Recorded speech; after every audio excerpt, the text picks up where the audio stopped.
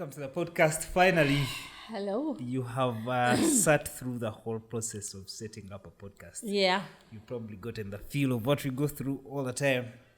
But yet again, thank you for honoring our invitation and coming to Big Conversations by Ordinary People. You're welcome. You're welcome. It's a very interesting thing. Yeah. What you have here, it's the first time I'm seeing chairs made from what is it called? Pallets? Yes. Very, very impressive. So yeah, we're also trying to just refurbish furniture and make sure, how do they call it, environment, things like that. Yeah. And it's also a bit cheaper. And supporting local people around here. It's excellent. It's very well done. Well done. Yeah. So I'll let you introduce yourself to the listeners so you can really get out the whole picture because I can't. Yeah, my name is Rita Nkemba. Yeah. And I am the founder of an organization called Dwelling Places. Yeah. I am also a mother. Yeah. I'm also a wife to one husband. Yeah. And my husband's called William Nkemba. And I am a daughter, I'm a sister, I'm a cousin, a grandchild, everything you can imagine, you know. Yeah, that's who I am. Yeah. Interesting. So what tell us about Dwelling Places and what's it about and Dwelling Places is an organization that focuses on what is now popularly known as street-connected children. Long time ago, the phrase street-connected never used to exist. What do you mean street-connected? See, long time ago, children were called street children. Yeah. But as years have gone back, I've been in this work for 26 years now. And as the years have gone by and moved on, we realized that calling children street children, in the first phase, the street does not give birth to children. True. But in the second place, you'll find that children who are living on the streets are in different categories.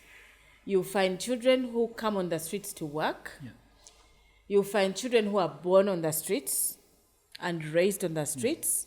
You find children who just run away from home because they did something wrong. Yeah. You'll have children who have been attracted to the streets by peer pressure.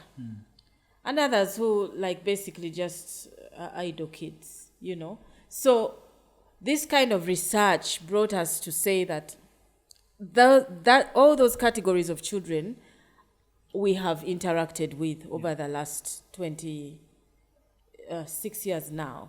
Over the last 26 years. So sometimes you have street children who are orphans, children who are orphans who are on the streets and they are orphans. So in order to engulf and encompass all categories of children, it's now globally acceptable that the phrase street children has now been replaced by street-connected children.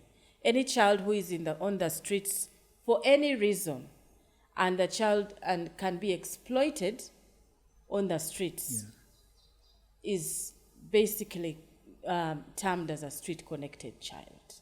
Yes. So Dwelling Places, most of what we do is connecting with the children who have lived on the streets. And what we do with them is that aspect of connecting with these children is called rescue. And then once we get onto the streets, we get the child comfortable, we get to talk to the child, build the trust of the child. Sometimes it's as soon as like this, but sometimes it takes conversations, several visits, and then you basically introduce yourself and what you're doing, and if the child really wants to come off the streets. And when the child wants to come off, once we get to that place where the child wants to voluntarily come off the streets, although I will say that sometimes it's not voluntary. But if the child wants to come off the streets, then we take them into our rehabilitation home. And our rehabilitation home is transitional in a sense that we want to avoid making it an institution where children stay long term. Yeah. So we do our own, maybe let me say that, our own definition of rehabilitation. When children are on the streets, they are void of routine. They just wake up and walk, beg or whatever.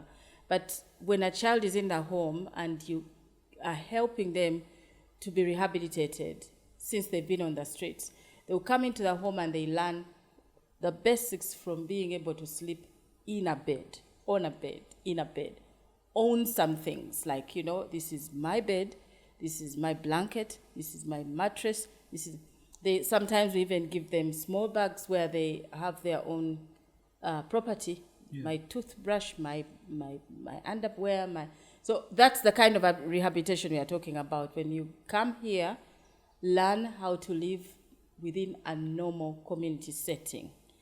And then in that same home, we do have an informal school setting. It's not a proper like P1, P2, P3 school, but every child is given an opportunity to be assessed. We take in children from 14 years and below, boys or girls. Yeah. And the children are given an opportunity to have an assessment of their academic level. Most of them, have either never been to school before or have been, but, like the assessment will tell you where they're at. Now, the difference between a child who is 14 and has never been to school and a child who is 6 and has never been to school is obvious, because although this one may not be able to read and write, they will learn quicker because they are older. So in the home, we call it a catch-up education program. Every child is given that individualized education plan, and it takes 6 months. It's not a very long time. 6 months, and in the process, well, that's what happens with the routine then. Sleeping, wake up in the morning, brush your teeth, do whatever, then go to class. Learn how to take care of your school uniform, focus. This is a teacher, look at the blackboard. Like all those things are what we call rehabilitation. We have not necessarily had children who have come in the home over the last years who have been on drugs and, not really. And I don't know why, but the ones that we have had, we've not had that reason to have children in rehabilitation because they've been on drugs. No, that is why we say that our form of rehabilitation is more about helping this child to live within the mainstream community as a normal child. So in the process of the children being involved in that routine, we have social workers who are responsible for what we call reconciliation. So every child has an opportunity to speak to a social worker about their story. How did you get to the streets? Tell me properly. And to explain to them that their journey within dwelling places. Some of them think, well, now that I've come here, I'm staying. I'm not going back home. I will never go back home.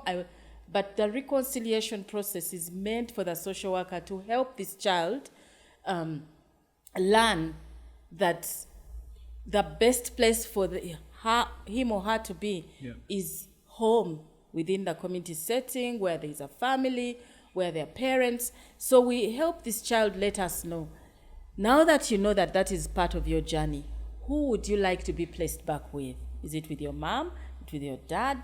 Is it with your grandmother? Is it with your... Some of them are children who have no one. For example, there are children who come when we have some kids who've been placed with us when they are 2 years old, 4 years old. They don't remember how they got to where they've been. Some of those are referred to us by the police, so they don't remember. But still, our determination is that we will take the responsibility to make announcements in the newspapers and whichever way. And if in the most rare times over the last 26 years we have failed to find anyone who is connected to this child, what we do then is we place the child into foster care. So we find anyone who's ready, willing, and can. Now, when I first... let me just say that. So we place the child into... The family. And that is what we call resettlement. Now, the journey, once the child is resettled home, that's not the end of the story. Because remember, most of these children would have come from home in the first place. Now, there are things that we have no control over, like the things that happen in the home, the quarrels that happen between adults. So those are things that we don't have any control over. We try to engage in what we call family empowerment. Usually it's economic empowerment that will get the attention of the caregiver. To the caregiver will give us their attention if we are involved, if we get them involved in economic empowerment. And so then the social workers will be able to do follow-ups, interim follow-ups, to go and see how the child is doing at home. Usually when the child will be able to have any siblings that are there, and they get the siblings involved in all these issues. And then, of course, the big one is the child is placed into school. School in the last 26 years has been one of our biggest successes, because once the child is placed in school, the child is encouraged to to create their own social networks. Yeah. They get involved in sports. They create their own image. Now we have tried as an organization not to stigmatize those children by creating our own school. It's cheaper for us to create our own school and basically run it in that way. But because the organization is focused on children, we want to see that this child has an opportunity to grow as a normal human being within a safe and loving environment. Yep. So we place these children within the community and in school, and the social workers then also follow up at school and see how is the child doing. We do reward systems where if the child is doing okay in school, we tell them how are things going. Sometimes the parents are very I think it's called inferiority complex, like, saying, I didn't go to school. If I go to visit my child, all those other parents know English, they can write. So we get involved in encouraging the parents to go visit their children, but we don't just let it pass. We try to get the social workers to at least visit the children once a month, especially those who are in boarding school. Interesting. Now, I emerged from the street life. Oh, really? Of course, I come from a very well-stable family. Yeah. My father could afford my school fees and all that stuff, could afford my meals, has a home in Tinder. But as life kept on growing, I felt like the environment at our home was not the one I wanted to. Okay. So I have a background of about 2 years, which is too little, but 2 years of completely living on the street. Oh, tell me. So I relate to this experience, and part of the other things I do on a personal level is I have cliques of these boys and people on the street. Usually on Wandegea streets, I'm very, very popular because they know that I always go back to them to show them that, this is just part of life. You get out of this and you become something. It's no hesitant. Yeah. But how is it easy? Because all my interactions, the times I was sleeping on the street. Yeah.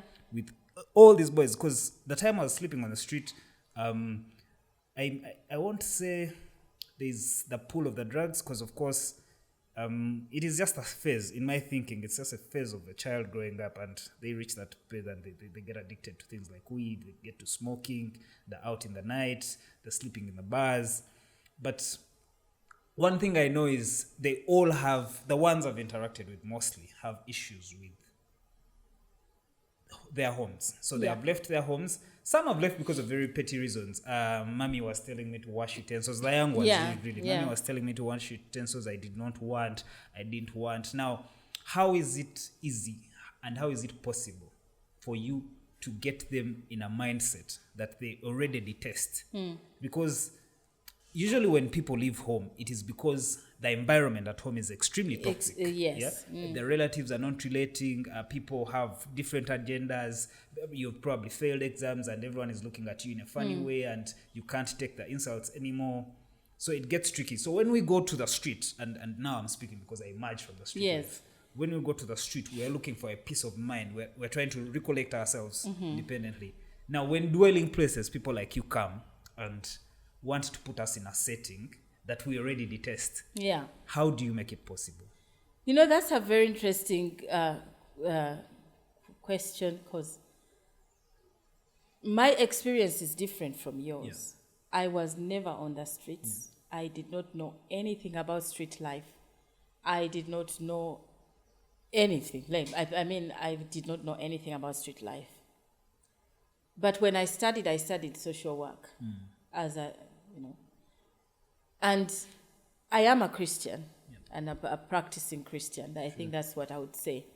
But my mom tells me that when I was younger, and she was driving me in the car one of those days, like when I was young, she had me say that, I don't remember that, but she had me say that when I grow up, I'm going to come onto the streets and take many children, put them in a big car, and take them somewhere with jibanalye mmere jibatalyangaako, where they'll eat food that they've never eaten.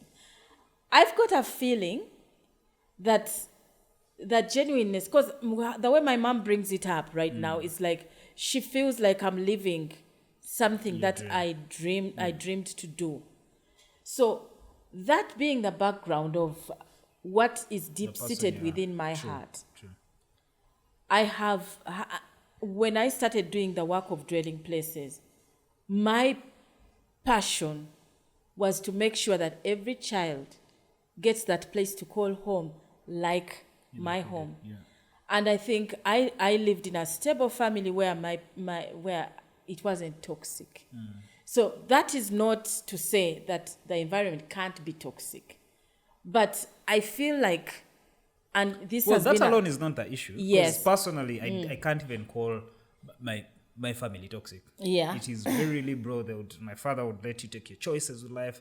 I went there because I think I went through a breakup, then my businesses had started collapsing at some point. I felt like I could not have life anymore. Then seeing as I was dealing with the breakup, I didn't want to do any formal jobs. Yeah. So I was left, of course, I could not afford rent. I could not do all those things. The only option I had was the street. Then, of course, the street gives you all this comfort. Yes, you have all this freedom. And speaking, because I don't want to relate my experience to the children you have, because I came to the street a bit mature. I knew that it was easier for me to run away from it. I knew it was going to be just a phase. But then in my interactions with all those children there, most of them even come from upcountry and and they're now living on the street. They've also got the taste of making their own money, and it feels like this is what they want. Yeah, I think our experience has been different, and I think our experience has a lot to do with the age range of children that we work with. Yeah. Like every child at that level gets to that place where they need to be cuddled, loved, cared for. And if at all someone can give them a picture of what home can be like, it's attractive for the children. So for us, in our experience, in the home, we have children who came in and they did not, actually, they found it embarrassing to get a hug. But because that is the culture, hug me, love me, listen to me, it's okay to cry, and all these different things. Like they became so, I think that's what I call it. So I usually explain that you see a child who's come and is closed completely. But as the weeks go by, they begin to unfold and unfold and unfold. And so what's the process of you meeting me on the street? Let's say I'm the child. Me on the street and really convincing me about this whole idea of a home. I probably already detest or probably had these aunties. Because I'm thinking when the interactions I've had for the young ones now, the ones you're dealing with. My mommy, I always found these reasons, by the way, stupid. But because I didn't live such experiences, I could not just wash them away. They just kept on telling me, they used to tell me to do a lot of housework. But these are settings of African homes. This is what children do. Really. Sometimes it's harsh to some, but it's common everywhere. Yes. So what's the process like of you meeting me on the street and really giving me the sitting down? I'm going to relate that from the children's perspective, because I may go with what I think will work for you, but then they're like, oh, yeah, I've been there, done that. True. But from the children's perspective, I remember incidences of children asking them, because there are some who have not come. Others have come off the streets to just have a simple, like, relief from having to look for food or having to find a place to sleep. Or it's raining and I just because need sometimes this. it really gets to you as well. I just need a little shelter. And if I can get away, I'll come back if I want to.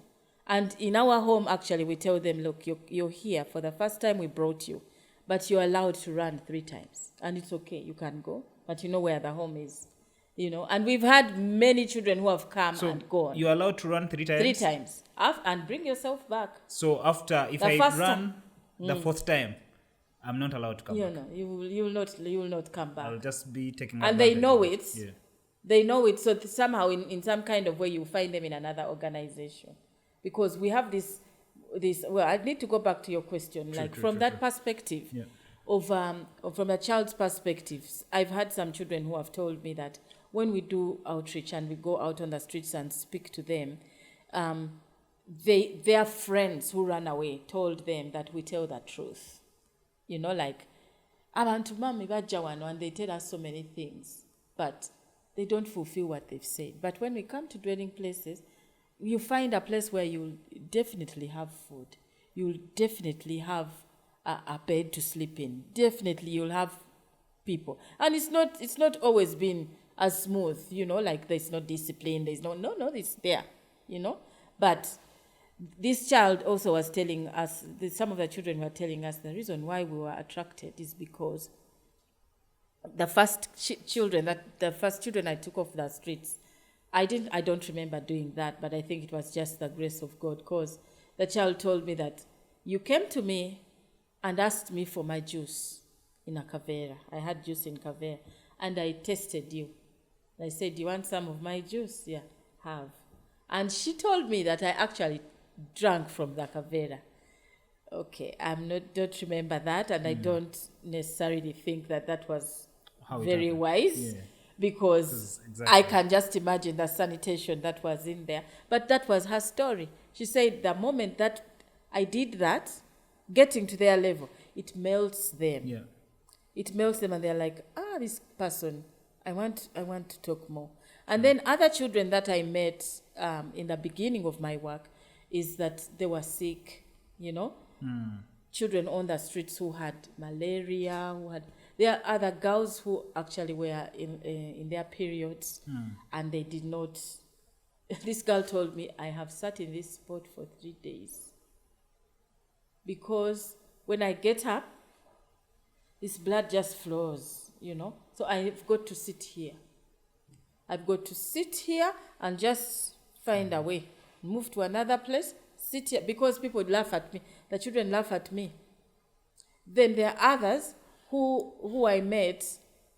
Apparently, one of them was trying. These two children were trying to stitch each other using a normal needle. So the other one was giving this child fuel, this sniffing fuel. Now, some of them were holding the head over here with sniffing fuel, and had put a cloth in this part in their teeth, telling them, you sniff harder, and put, you won't feel the pain. In the meantime, there was a surgeon over here, like over a child, who was trying to stitch up a bad wound, So when the kids saw me and they knew that this is the lady who takes us to the clinic. Those days, there was the International Medical Center. It was by Ian Clark, Dr. Ian Clark, who now owns IHK. Yeah. It was at KPC, which is now called Watoto. Yeah. So, and those days, I was singing in the Watoto choir, and I was, in my own way, I was a bit of a celeb. So somehow, when I was going into that clinic to help, like, those people really were giving us free medication. There was a doctor in there, Dr.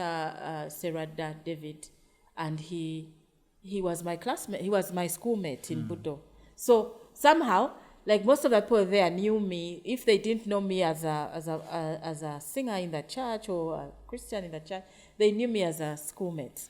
So they gave me free medication. So somehow that was the beginning of why children came off the streets. It became easy. Then those who would run away and come to the streets would tell them, all you need, if one came up on the streets and was talking to each other, I really, mwana, I need to get off the streets, mwana, no kola, chino, mwana, obulamu, they would tell each other, naye kwe no nye Auntie Rita. Mulaba Auntie Rita, ujageno, mulaba Auntie Rita. So somehow, the name became popular. The name became popular, so Auntie Rita eventually became dwelling places.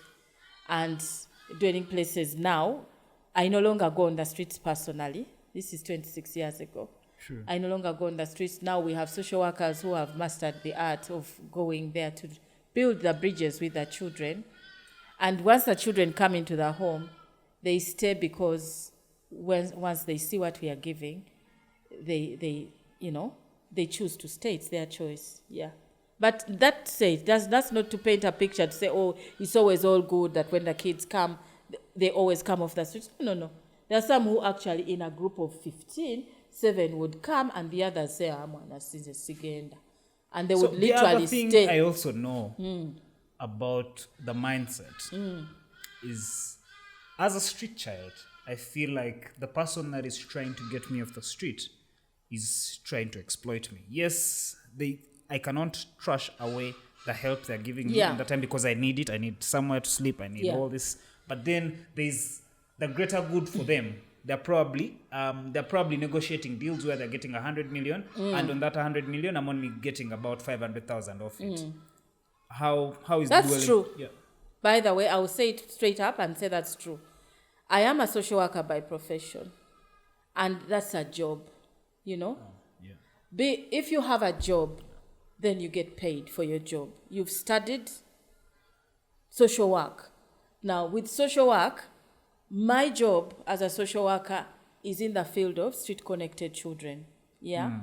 And so it is always more expensive to pay me than what it costs to take care of the child. Why? Because I will get that child, all that I've explained to you what the children need. They need food, they need clothing, shelter. They need the basic needs of life. True. So one person in our setting in dwelling places, we have a child sponsorship program, and for every $51,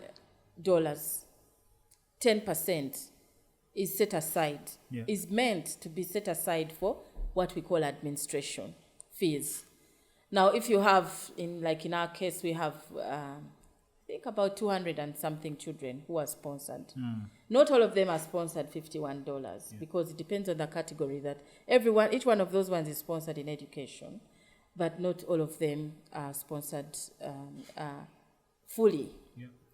And if you take $51 right now and you take the child along the education line, you started with her in primary, you've taken them in secondary, the costs keep changing. True. But it's static that the child sponsorship program is $51.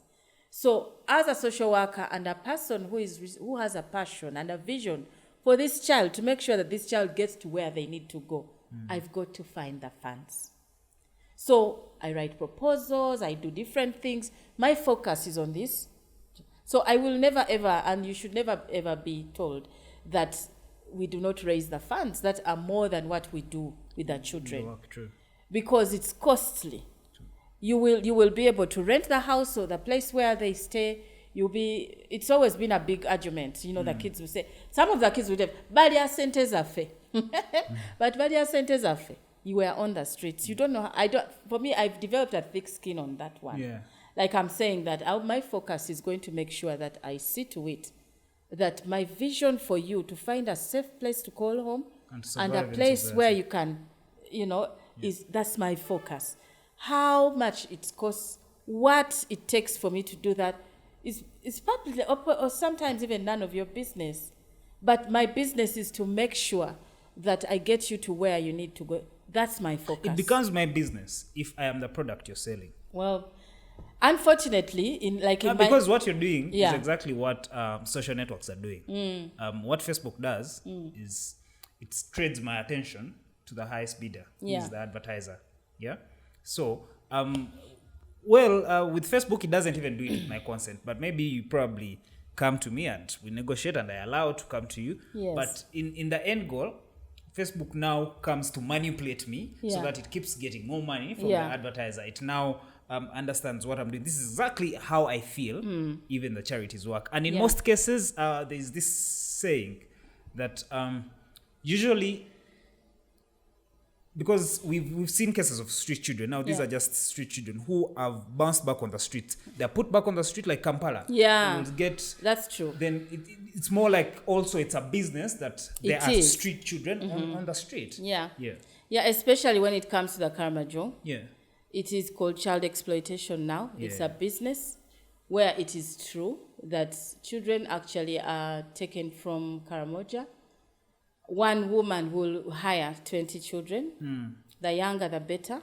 And then they'll post them in different parts of the streets, and each child is given a target to raise 5,000 shillings. That's why you see they stay on the people. If you don't raise the money, you don't eat. Now that is child exploitation. Okay? All right. So the owners of the children in the village will expect 20,000 shillings a month from the person who took the trafficker. Let me say the trafficker. Wow. So it doesn't matter whether the child is sick or whatever. If they're sick, for me, I want my 20,000 in the village. Yes. But this one here is making more, you know? Yeah. But the vice is that this child is at risk of everything that you can imagine happens on the streets, including death, you know? So just because that's happening, you know, now that's exploitation. That is not who we are. Yeah. Yeah. But just because it is possible that you will look at me as an exploiter, it does not stop me from doing my job. Because my job is, I'm a social worker. Secondly, I have a vision and a passion. And on top of that, I have a calling. My calling is to make sure that we take children off the streets. Yeah. And I have success stories, endless success stories of what's happened. If you want it as a child, you can have it.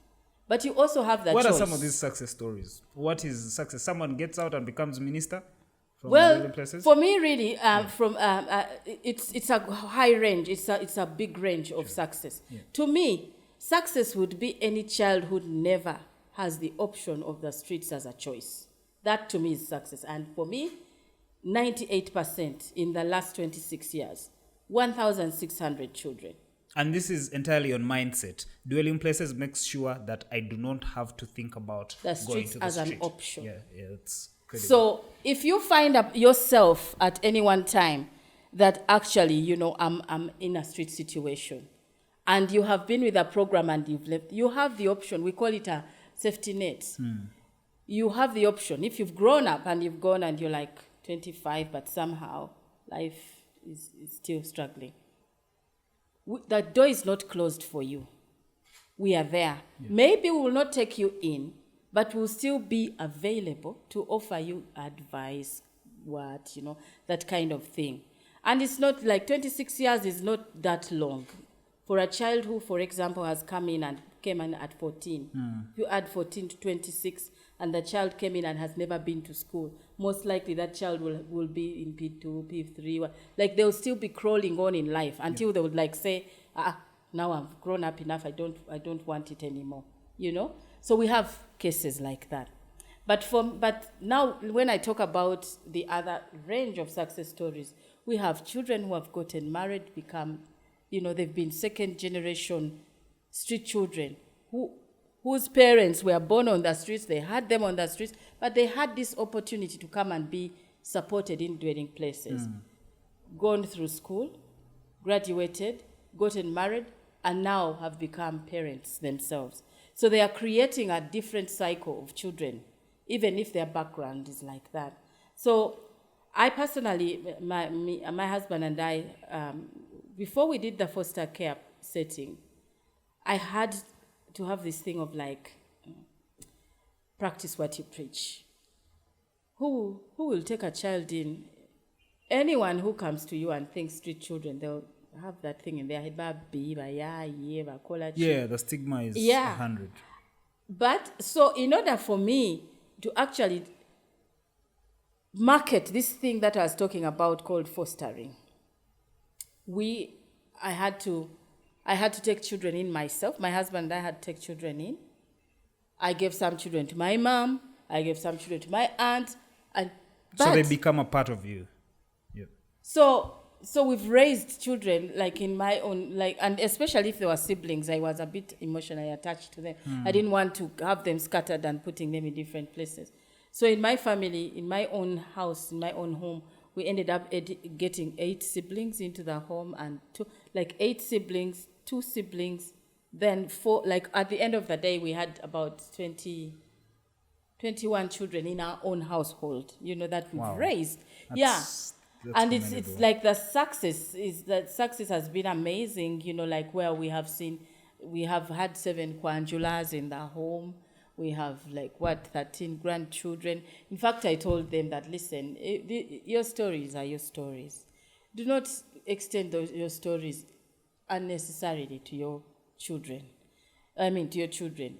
If they want and if you want, we can be their grandparents if you want. Because now, before you came to our home, you didn't have a choice. We brought you in and we raised you. But now that you're older, you actually have a choice to either take us as your own parents or not, and we will not be offended. This is really, really just a unique passion you have as an individual. Yes. It is, Yes. Yeah. And I thought I was done. Like how you're like, I've raised them, everybody's gone. And everybody really went. When was it? Like about 3 years ago. But then, now we ended up having 2 more. Who have come into the home, in our own home. Like one is 11, the other is 5. So recently I was speaking to my husband and I said, if you add 10 years to this child, we'll be really old, but she will still be a child.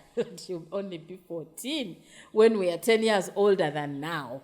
And you're like, well, it's okay, that this is who we are, Yeah.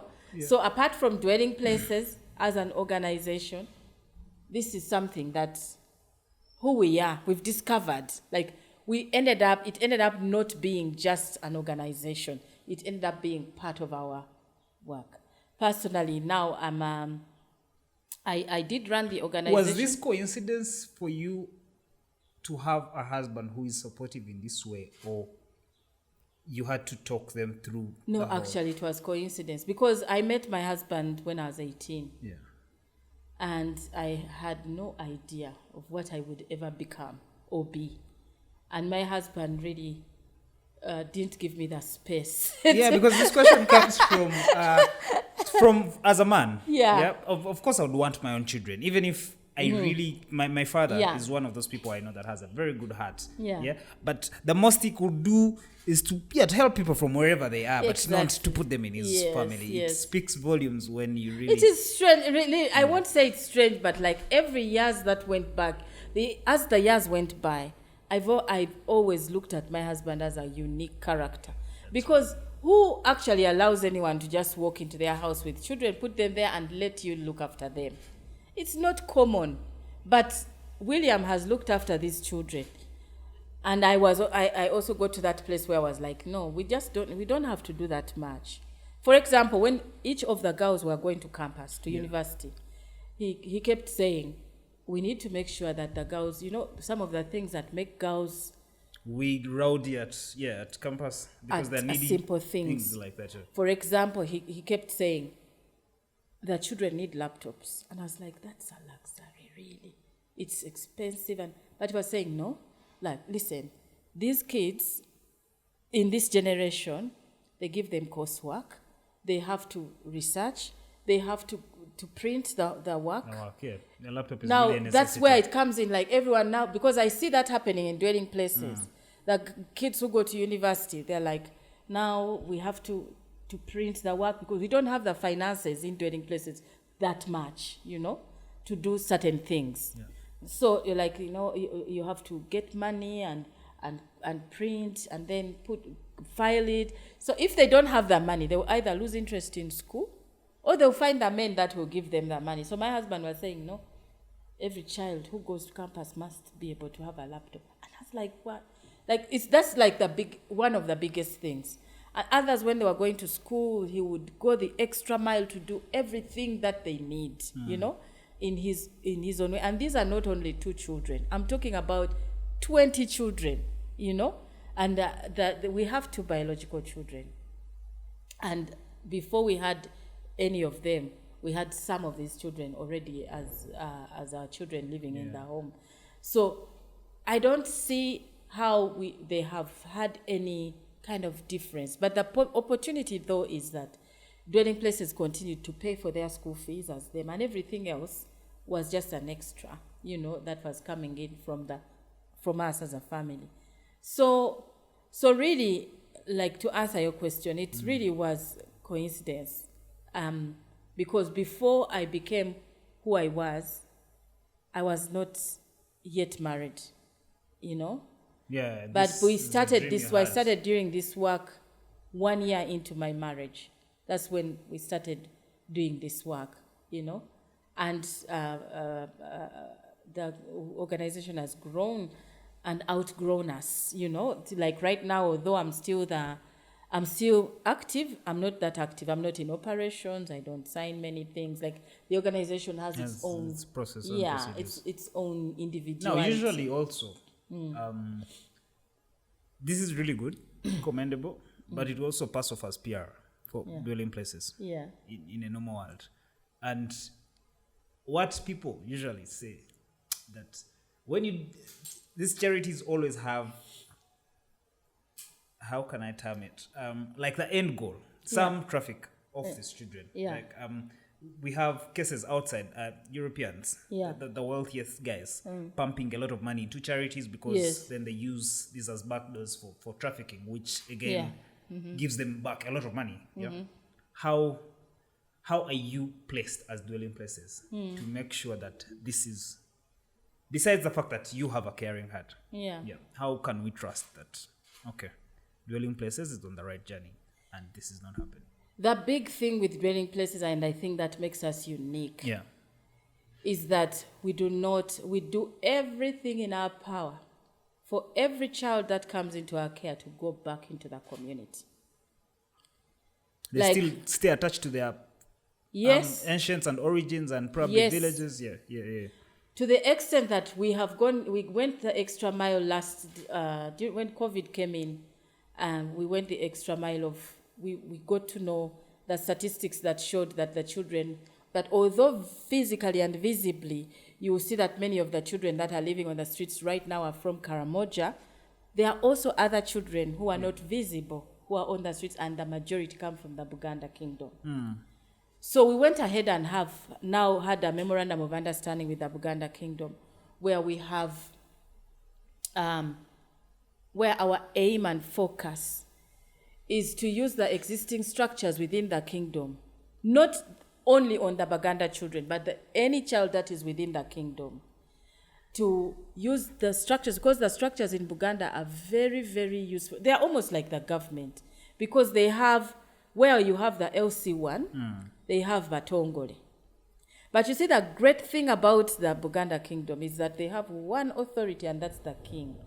And yet with the other government system, it's political, you know. But here, the king speaks once and everybody just goes in line, lovingly, not even out of dictation. So you see, what we have decided to do is that for every child that is outside Karamoja, but living within Kampala and any greater Buganda metropolitan, any area, we are fixing them within the culture, you know, the structure of Buganda, so that every child is known and attached somewhere. To the extent that we are saying every child must have that opportunity. Because you see, when you're going to get, for example, the NIN,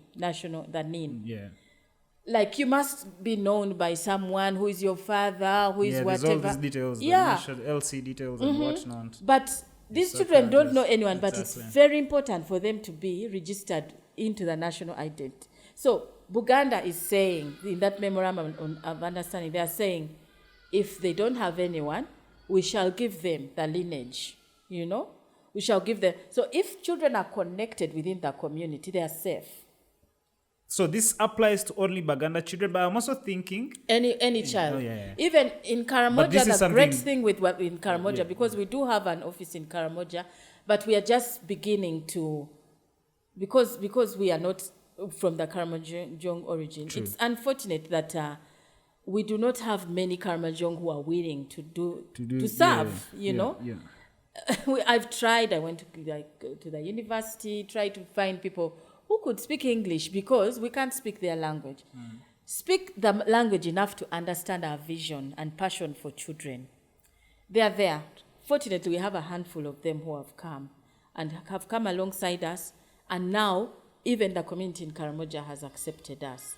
So, but there is a difference. The street-connected child from Karamoja is very different from the street-connected child outside Karamoja.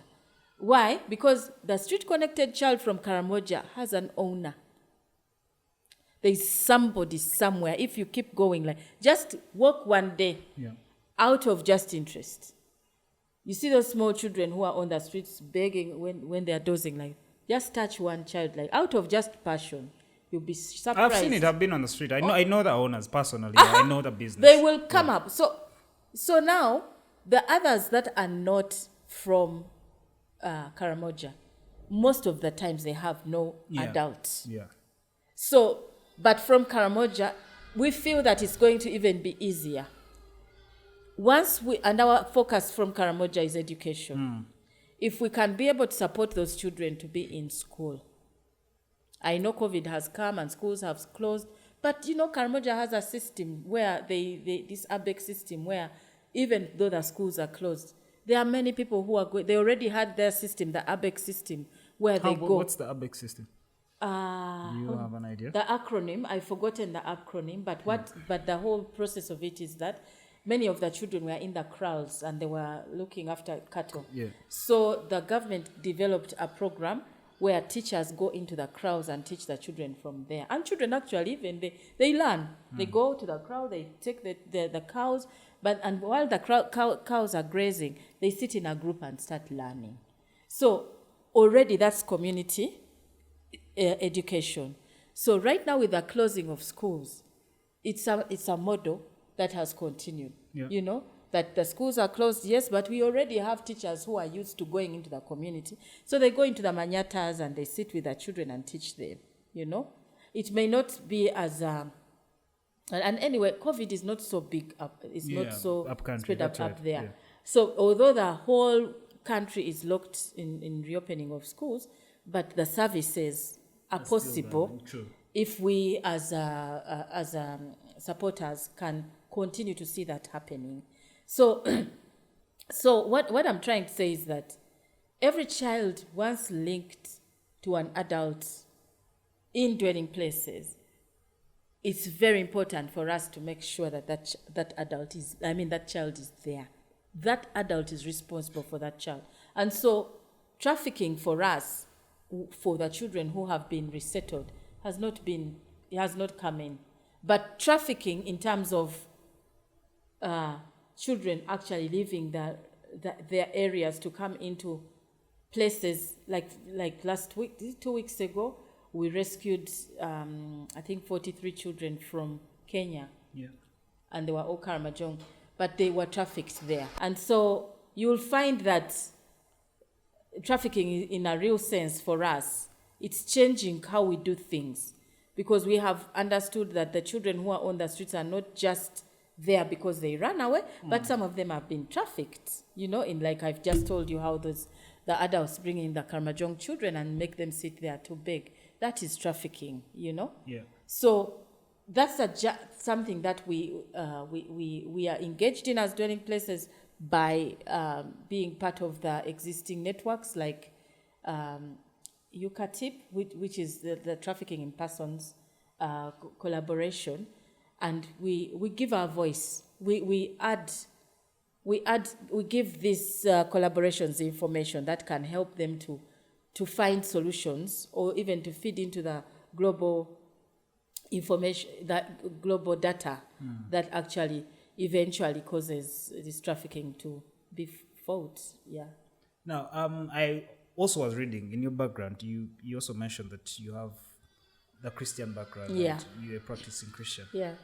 Do you impact your faith on all these children, or you let them have their will? That's a very good question as well. You know, and this is how I usually answer them. I do not force children to become believers, but I do give them the opportunity to get to know about the faith. Yeah. And once, and that is still like, my hope is that once the children come into the home and go out, my role, you know, when Jesus was going in heaven, he said, you go out into the world and preach, make disciples. So while they are with us, it's not indoctrination, but it is a practice that we teach them how to pray. We let them know that there is a God. And we let them know, like, they can have the opportunity to accept him if they want to. Yeah. But what we don't do, and that is usually a conflict with some other place. I don't have an answer to that question. Somebody asked me that, but if a child comes and is a Muslim, how do you know they are Muslim? Or they are of another faith? How do you know? Usually, some of them who come in and they are called Abdu or Shafiq or somebody. It's because of that street. Yeah. You know, they've come in with that name, but that doesn't mean that they are Muslims or whatever, you know. So I don't have an answer to that question, because I will not say, now that you're Shafiq, let me look for an imam to come here. And no, we are not apologetic to be a Christian organization. The calling of dwelling places is basically based on Christianity, and we are not apologetic about that. And the whole ethos of Christianity is discipleship. Yeah. So, yeah. Now, I also remember the advantage I got from the street is to be extremely street smart. And I also, all the time I spent on the street, I observed a lot of rich people.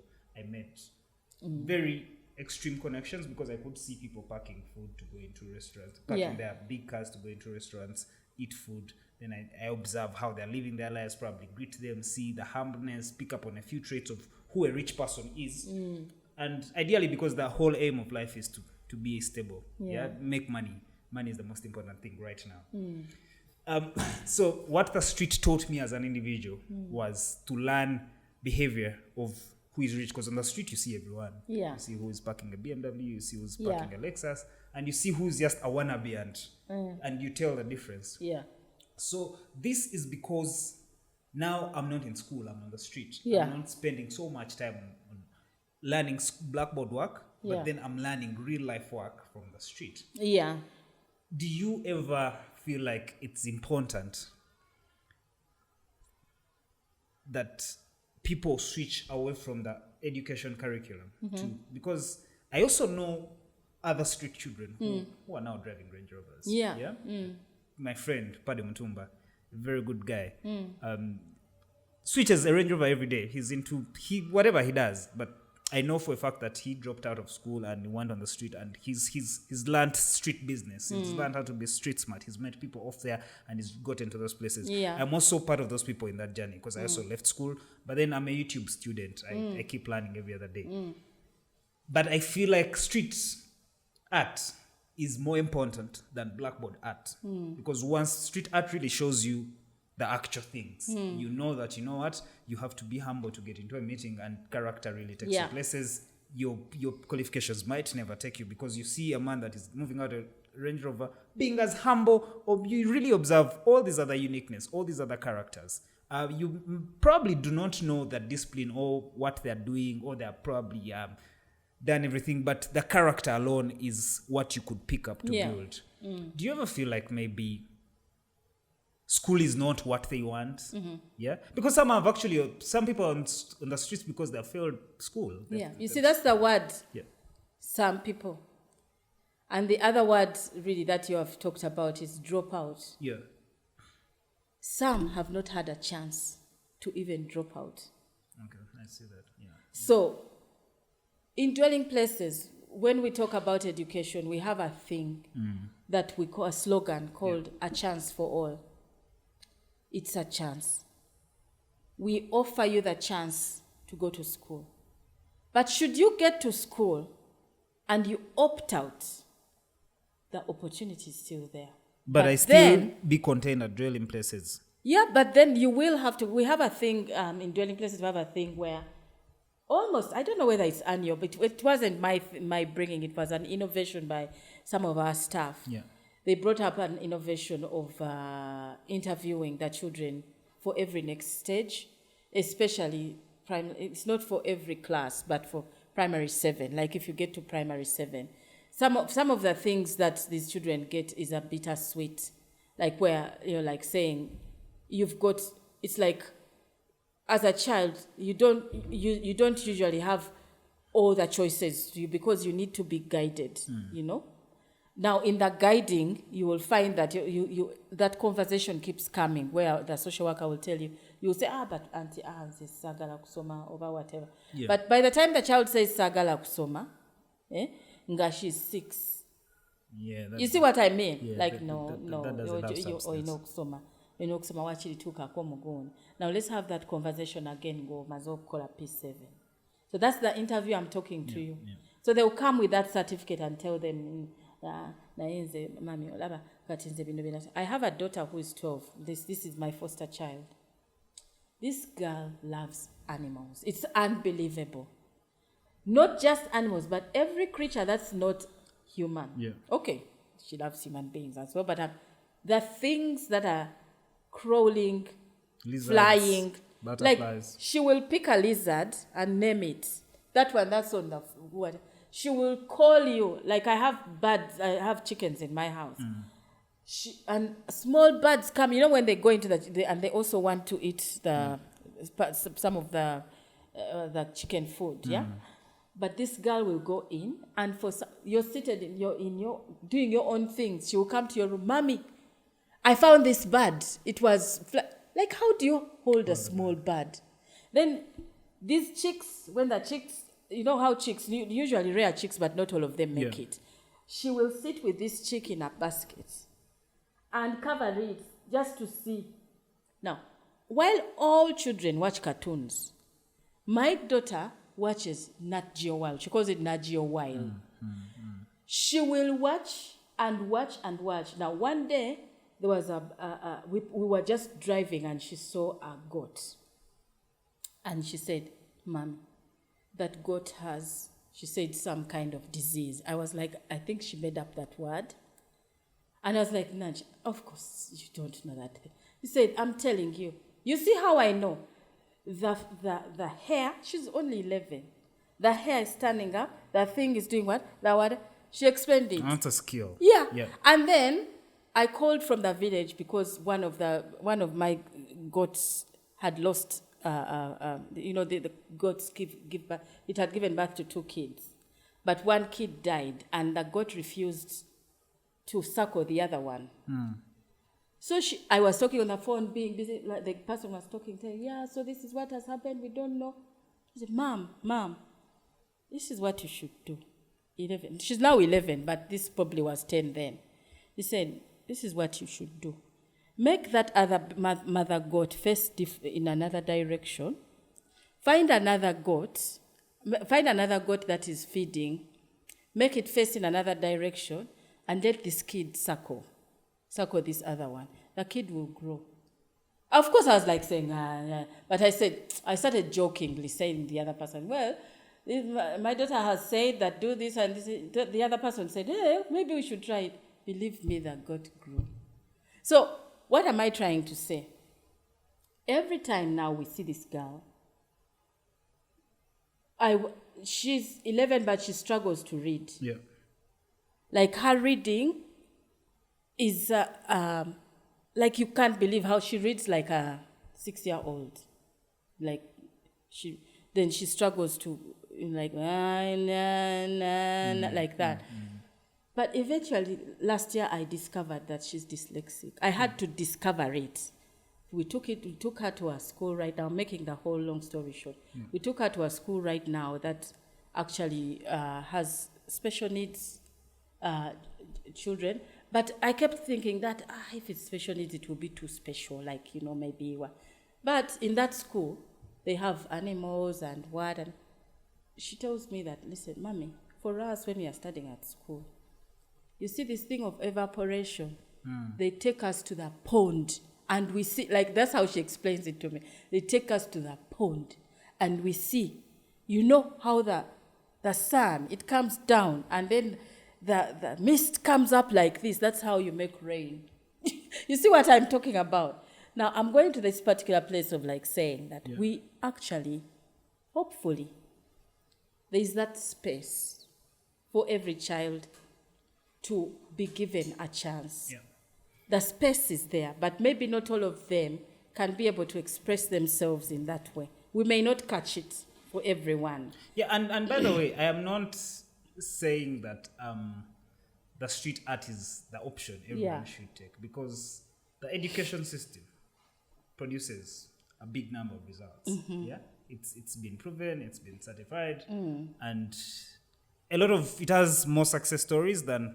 But now for people like that child, the uniqueness of that does not deserve to be in class. Yeah, deserves to really be in that direction. Streetwise, in the community. Exactly, because that's a special case. Yes. In this case. Yeah. So I just wanted to say that one of the challenges I think that I have maybe as a founder, as a visionary, and it may be the same maybe in all charities. It's hard to find, when you're starting out of passion, right? And when it grows into something as big as Dwelling Places is right now, the people who come may not necessarily be as passionate as yourself. They may be staff. Now, to keep the passion and the vision going so that it's the same way as you, the founder, felt it, wants it, it's a challenge.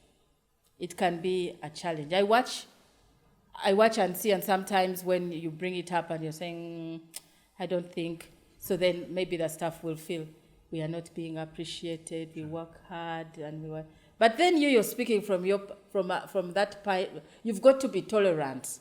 You know, people who will come in, they'll come in. You've advertised for a job. So they've come in to do a job. Sure. You see? They've not come in to be babysitters.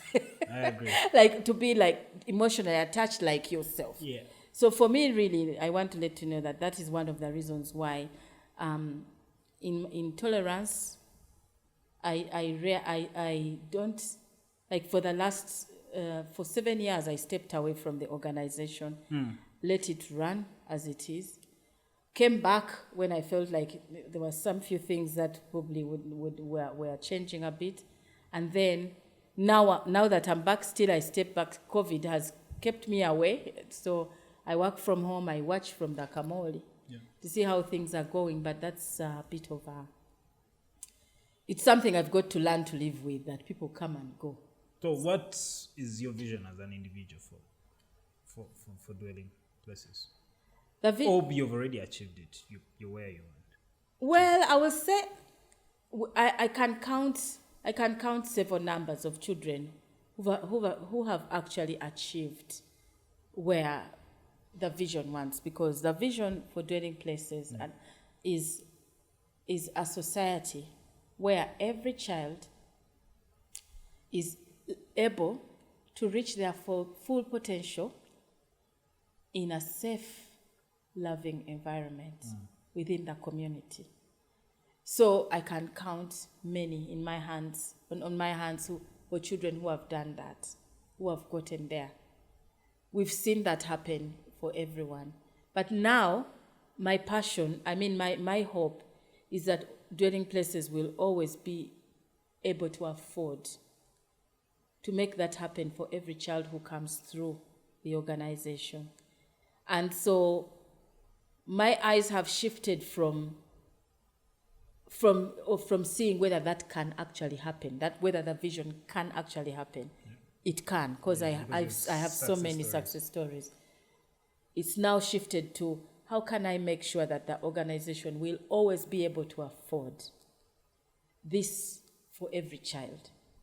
So as the vision bearer standing on the side, I am looking to see, I think that in a nutshell, that word is called sustainability. Yeah.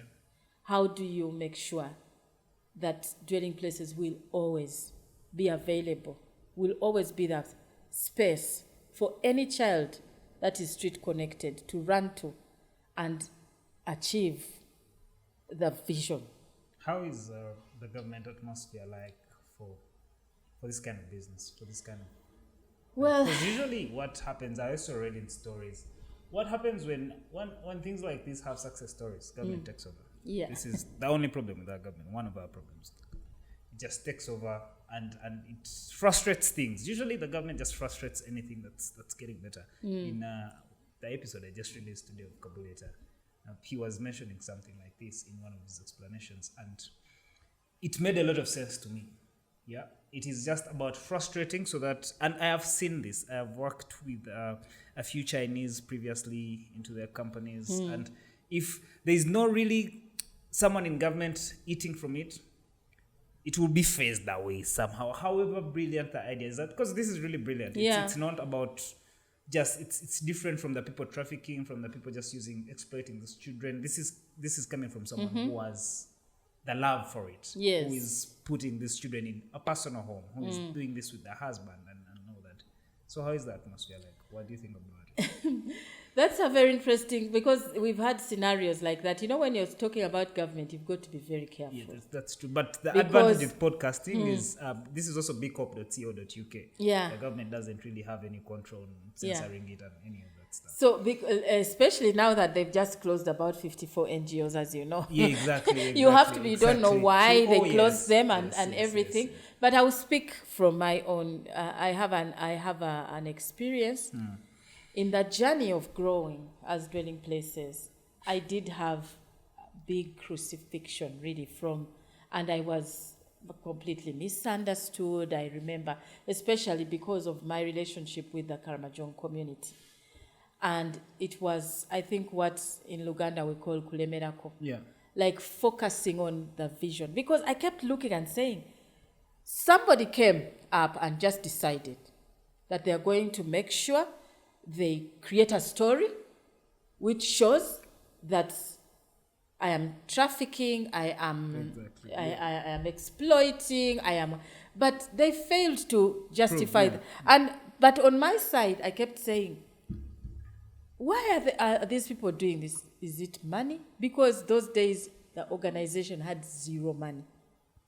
We didn't even know where the grantors were. Yeah. We didn't even know how to write proposals. We were just individuals who were doing our best, you know?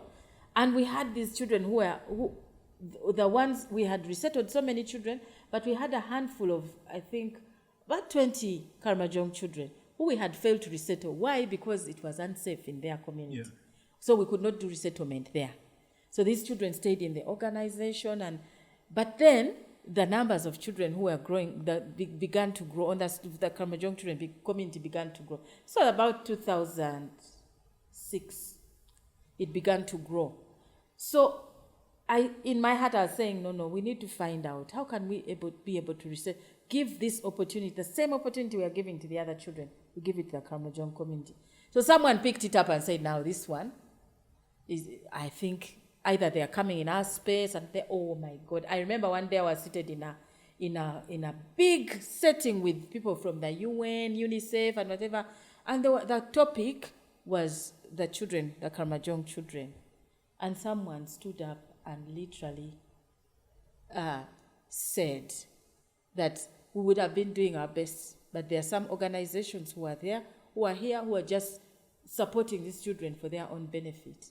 And this person said, the example is Rita Nkemba and dwelling places. I was shocked.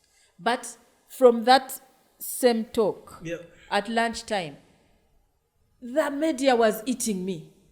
What do you have to say? And they were asking me, I was already shocked. They were asking me all these different types of questions. They followed me with the cameras, taking me to the homes. Felt like a superstar in that moment. I became a superstar to the extent that the people from the parliament, do you know these committees, the parliament committees? They came to dwelling places, the police came for me, they did what.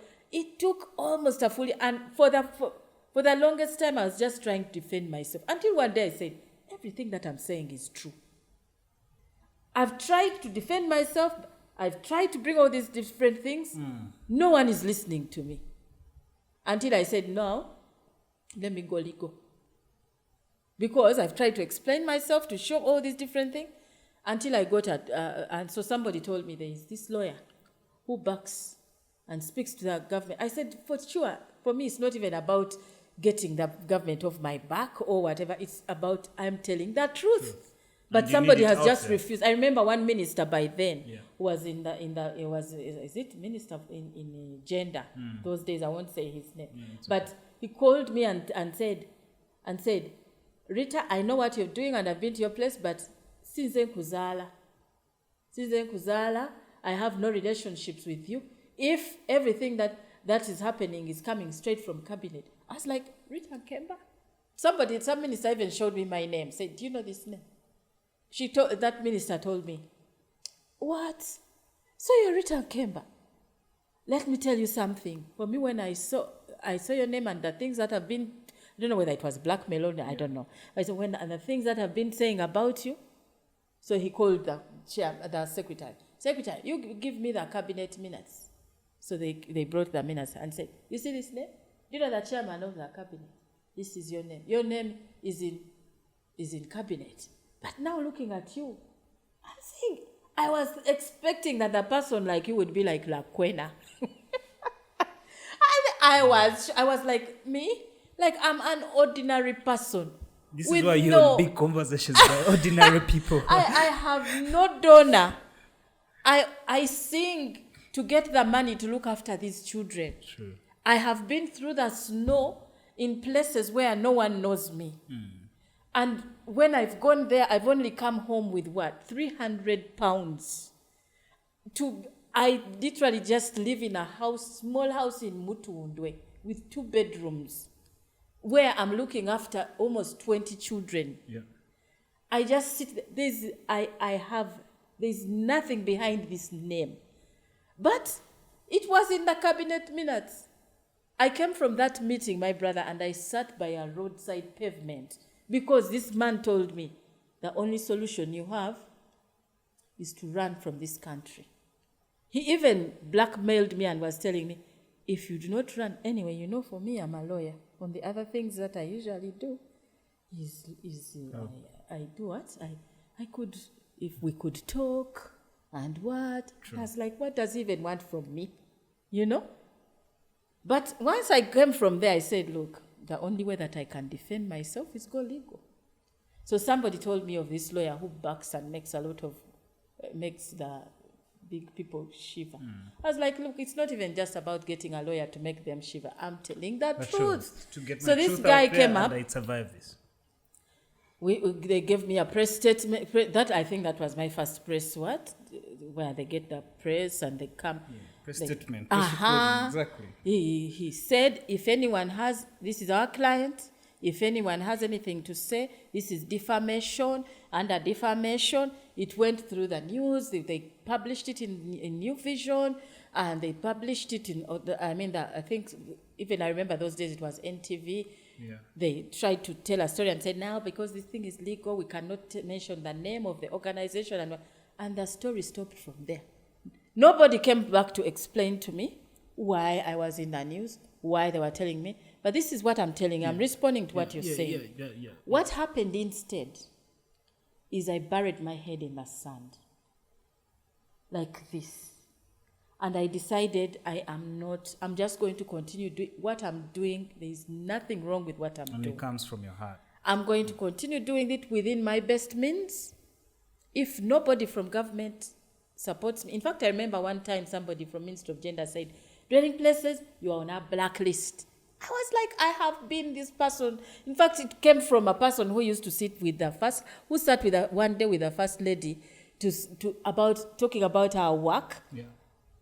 To the next day, an organization that has been blacklisted.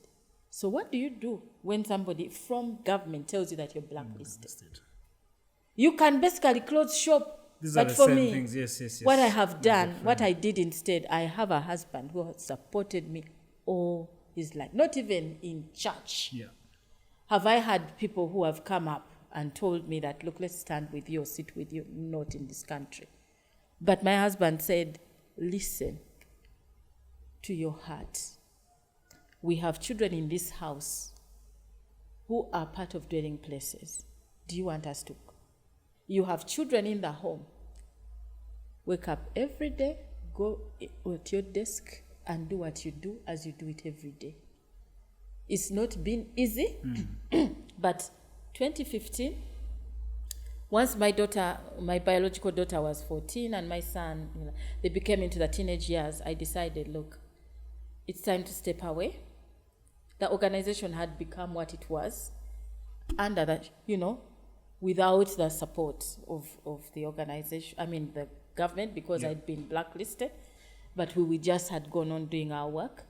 And we got somebody, a very, very good man called Damon Wamara.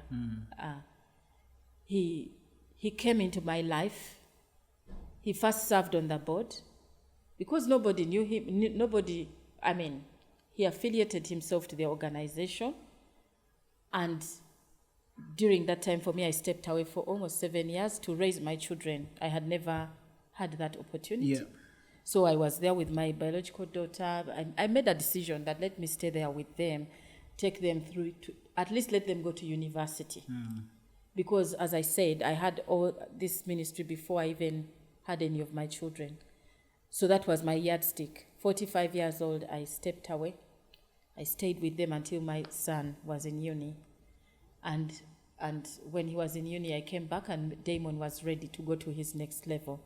So, and that was the COVID time, just recently. I came back as acting country director, but I refused to get totally involved in the whole operations and stuff. Yeah, you just check the books. Yes, and of course, the last second lockdown of the 42 days, with my 2 children who I am staying with at home, I decided, look, let me stay at home with them and just do, schools are closed, why not teach them? Let me just do homeschooling, a proper homeschool.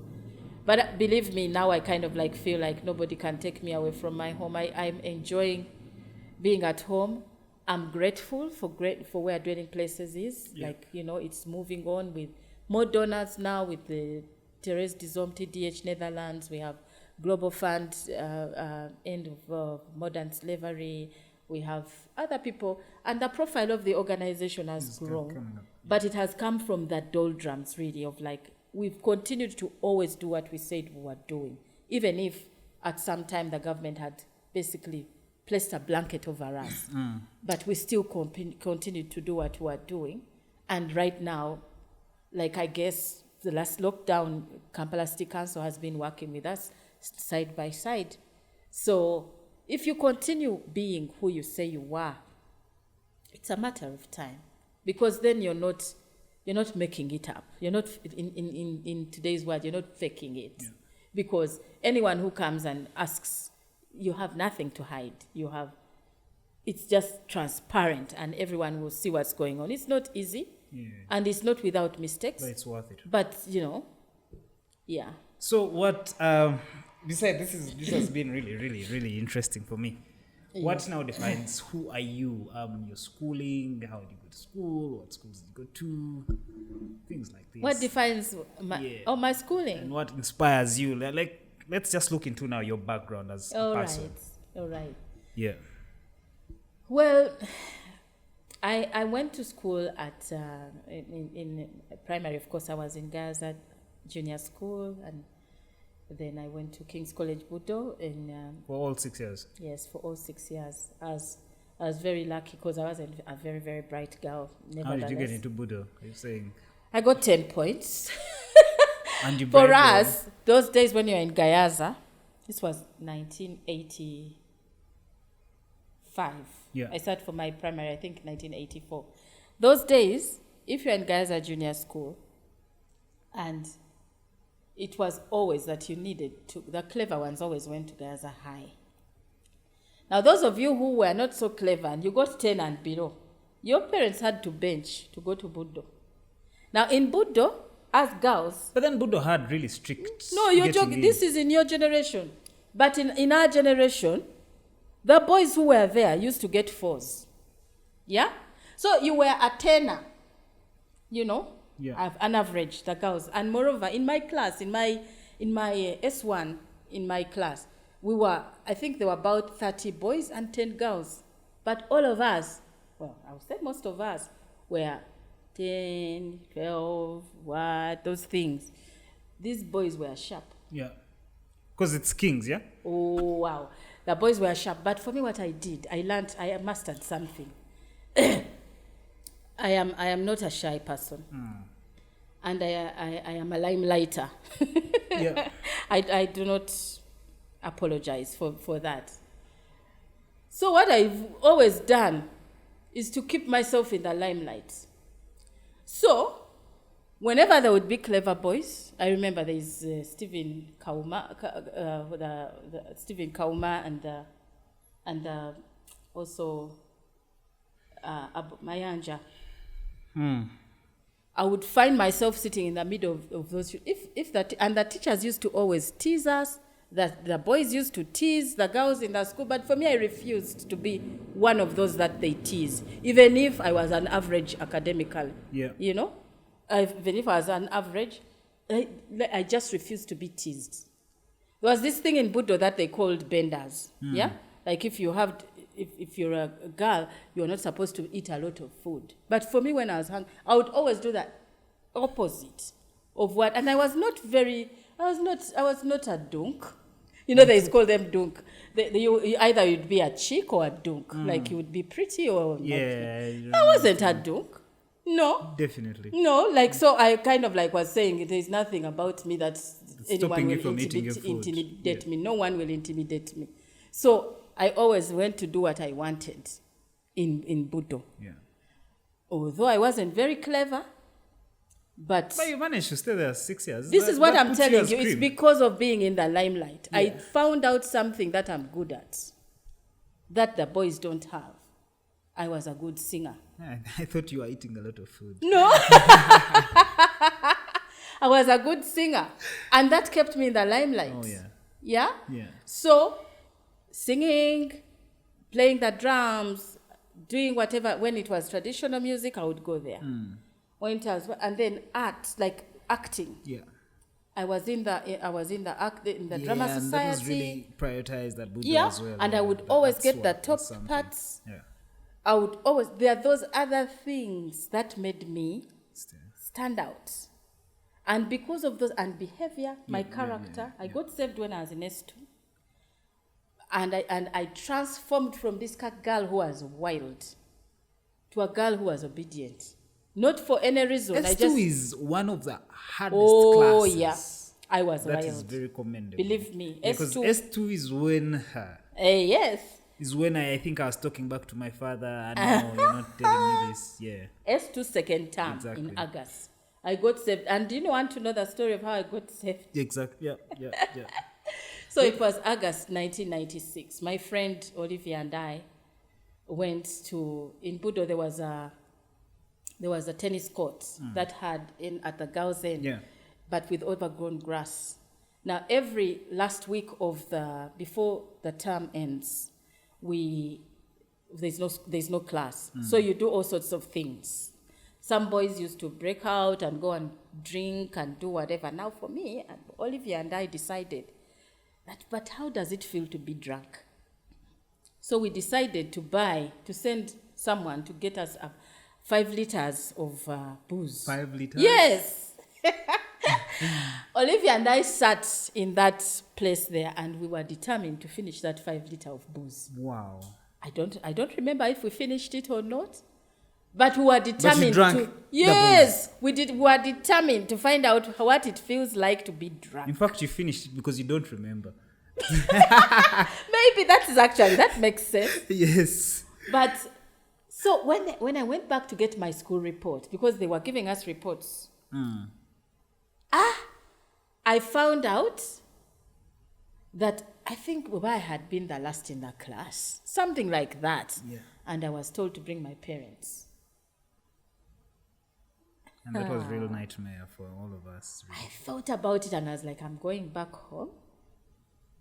I've just been drinking. And I've been asked to bring my mom. My mom never beats. My parents have always been loving Yeah. to us, and Yeah. not spoiling us, but loving. I totally relate to The that. kind of love that makes you feel like you don't want to do something that hurts them. Yeah. So I was seated in front of the common room. I was in Grace House. And this girl called Rosette came from the chapel. And she could swear. She kept saying that, fire is coming from heaven. Now, like you have said, I don't know whether it was because I was drunk or whatever. But this girl came, and she came from chapel saying, revival is, I don't even know the words that she was using, but they frightened me. Revival is coming. Fire is coming. It's going to burn the sinners. Now, remember, I've just been drinking to get drunk. I've got a school report that was, and I think that term that I had been caught with my boyfriend in a dark corner. Yeah. Yeah? I was the worst sinner that somebody can imagine. Yeah. I had been I felt like I was the worst.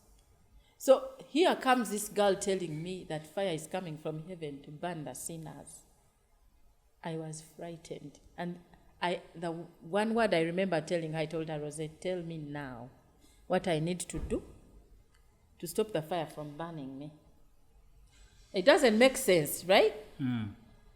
And this girl told me, you kneel down now. Kneel down now and tell God you're sorry. And then tell him that you're going to get saved. I cried my eyes out. I knelt down there and I repeated the words that she told me. Now for me, when I stood up from that space and stood up, I felt like all my sins had been washed out. I was waiting for anyone to tell me, and maybe that was a miracle, I don't know. But I came back from school to go into home. Normally you would hide your school report. But for me, I went and gave my report to my mom. I repented, told her, Mommy, I'm sorry, I've been a bad girl. I've done this. I've been such a bad girl. And then it was so funny because when we went home, all my brothers and whatever from their different schools had got saved. And then Watoto Church KPC was just starting. True. So we used to live in Kololo. So we joined Watoto. We joined what's now Watoto KPC. And because, we were talented children. And you're a singer, and really this was fun. We kind of just got involved. Yeah. And then we stayed. So everything that the Bible used to say, we believed. Personally, I just believed in what the Bible says. If God said it, it is. That does it. So that was the journey of my life in Budo. I'm not saying that I did not go there, but whatever it is that I went, what was my wayward ways as a growing Christian. Yeah. I knew that was the fact that I knew that they were wayward is that thing as a Christian that you receive that you're saying, that's not good. What you're doing is not good. That basically has been my running principle. But that is one of the reasons why somehow I stayed in Budo. I did not pass as a first grader. I passed as a second grade in O-level. But my character helped me to stay in the school. Somehow everybody used to think I'm very clever because I stayed in the school. When I did my S6, I didn't even do very well. I passed, I got an A00. But because of the 1.5 that they give the girls, I went to MOOC? No, to Makerere University. Yeah. I was given social sciences, a course that I don't even know. Because for me, I asked for education. But they took me there and they told me it's a flat subject. But when I got to the uni, by then, as I told you, I met my husband when I was 18 in S6. He was a very, very vigilant bencher. I think I spent more time with him. My husband used to be a soccer star, when he was younger. But I think I spent more time with him on his bike than at campus because I don't even remember what I studied really. But when I don't remember. I just went through campus. The moment I finished like this and graduated. Yeah. Like I graduated in January, I got married in July, and my life started, And then in July of the following year, I started dwelling places. So, like, I've not had a break, of like I've always had this thing on. So somehow, for me, what people have always had as life, going out, having fun before you get married, doing what, like I've always been in that protective zone. Someone has always been in charge of me, sort of. Someone has always been in charge. Right now, of course, my husband is in charge of me. He's responsible for me as and whatever. That's a very tough statement when you say your husband is in charge of you. Yeah. It brings the whole concept of women and empowerment and feminism. Well, I don't care what the women say. Like for me, when I got married, all right, I got married to a husband who I expected to be responsible for me. Yeah, and he's done a good job. So I'm sorry for the women who are in empowerment. I will not speak on top of what they feel or whatever because I will not be able to challenge them or whatever. But I'm okay. I'm contented with my husband being in charge of me, because it's not a big deal. Look at the things I've just told you. Exactly. When I started doing this work, I'll run a short clip of just that part and I'll make sure people go back to listen to the whole story. How I started dwelling places had nothing to do with whether I'm a feminist or what, but I've been supported all through. Right now, up to this day, my husband supports the work that I do. The one thing that I have noticed in this whole podcast is you bring that up almost after 10 minutes. Yes. Yeah. He supports me. Like, he just supports me. Right now, I have these 2 children in my home. They're not his children. Yeah. But if you see how they relate with him. It's incredible. Yeah. And he's not the one who saw them. He's not the one who brought them into the home. It was me. True. But when the time comes for them to be in the home, it's now his turn to be the father. Oh, and he will be a good father to all these children. So he's responsible. Do you know that from the time I've told you that this is all I've done all my life. Really, I had a small break and went into Pride when Pride was starting as Pride Microfinance was first started out as Pride Africa.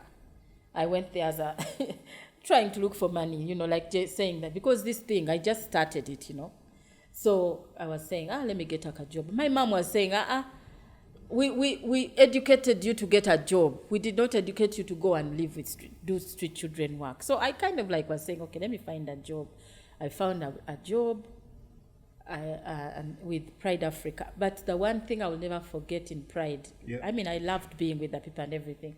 But my supervisor told me one day that he doesn't believe I went to school. Because I could not do the numbers. I could not balance ledgers. And I was in the wrong place. So I left the place. I went did a postgraduate diploma in something now that I understood, public administration and management, which is a complement to what I do. But what I wanted to tell you is that, do you know that from the time that I went into my home to date, I have never had to be the one that pays the bills at home. It has never been upon me to look to be the one that even contributes. If someone tells you right now, if I say that my husband is responsible for me, it's coming from the bottom of my heart. And I really appreciate that and understand that. I was reading a story yesterday of this very good woman, I think. So she has been together with her husband for all this long. But she's like you. She's been doing her business with the husband, but the husband then passed on. Okay. So she called the daughter to ask the daughter that, how do you load your car? Exactly. How do you pay national water? I didn't know any of these things. I can relate. But she's very bossy. She has a boss life. She's CEO, I think, of some other organization. And I can relate, but I don't want to be like that. That's something that's very important. But I have had, once I left the daily operations of dwelling places and stayed home for those 7 years and actually there were things that were very different at home that I didn't know how to do, didn't know what to do. Like, I will tell you, like, it's not been long for me even. Like, I think it's only 2 years ago that I learned how to load yaka. Interesting. Yeah. So it's not very, I can relate. Yeah. Like things like school fees for the children, before you think about it, it's paid. Yeah. And it's not just for my own children, but for even the other children. Sometimes I feel sorry and I'm like, no, we shouldn't let him do too much. But before, last week, one of my girls told me, he didn't even tell me about, like, he never tells me about this thing. My husband has this principle that, you should not let your hand, I don't know whether I believe in that principle, but he says you not let the left hand know what the right hand is doing. That's what he says. But one of my daughters recently called me and said, Mom, you know what? Daddy has just passed by and he bought me a phone. This is not so much to do with whether he has money or whatever, because he doesn't have to. Yeah? He doesn't have to. And these are my foster children. Yeah. They left the home. They don't live with me anymore. I'm not responsible for them. But I think probably because my daughter relates with my husband, she told him what she didn't even tell me, that they related and said, look, I have a problem with my phone. It's not working as a thing. But he bought him a phone. And so it's my daughter then who sends me a message, say, oh, Mommy, please, I wanted to let you know Daddy passed by here and brought me a new phone. Wow. My husband didn't tell me about it, So it's those things that make him very unique. Very, very unique. Totally agree with you. Now, as we conclude, what is your legacy like? If life had to end now, what would the legacy you want to leave behind be like? 2 things. One really is with regard to dwelling places. Yeah. The one thing is that I wish and I pray that dwelling places would always be present to support children, street-connected children, to find a safe place to call home. As long as there will always be children living on the streets, whether it be in Uganda or all over the world, I want that those children will know that in this world there is a place where they can go and they will be supported to find a safe place to call home and a loving, where that place can put them in a loving community. The second legacy that's within my own household, that is within my control. Yeah. I would like that the next generation of children who are beyond the children that I've raised will never ever have to relate to what their parents have gone through. I wish that those children would have my name. If they never have any grand name or lineage to hook up to, that they will know that the Nkemba name and the Nkemba household will always, it's okay for them to start their lineage from us. Because if their grandparents are not known because of any reason, but the fact that they have had an opportunity to live in our home and be raised in our home, although they maybe never have gotten the legal documents to be adopted and whatever, but their children will always find the Nkemba household a safe lineage for their generations. Interesting. This has been very good for me. This is easily one of the best conversations I have personally had. I'll tell you this. Thank you for coming, really. Thank you for letting me speak. And True. thank you so much for your time. All right.